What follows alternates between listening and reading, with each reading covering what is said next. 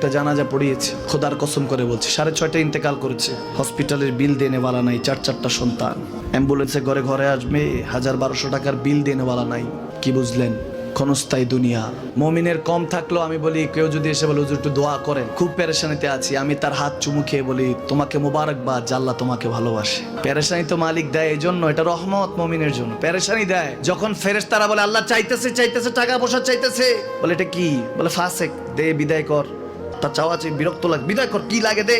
মমিন যখন চাইতে থাকে আল্লাহ আমাকে কিছু লাগবে, যখন একটু করে চায় আমার মাটাকে সুস্থ করে দাও, বাবাটাকে আল্লাহ আমার স্ত্রীকে, আমার আমাকে একটু তৌফিক দাও, চাইতে থাকে মমিন। আল্লাহ বলে যখন ফেরেশতারা দেখে মমিন চাচ্ছে, দেরি করতে পারে না, তাড়াতাড়ি খাজানা নিয়ে দিতে নেবে, আল্লাহ বলে রাখোস না, এত তাড়াহুড়া কিসে? তার চাওয়ার মধ্যে তো প্রেম আছে, একটু চাইতে দেস না।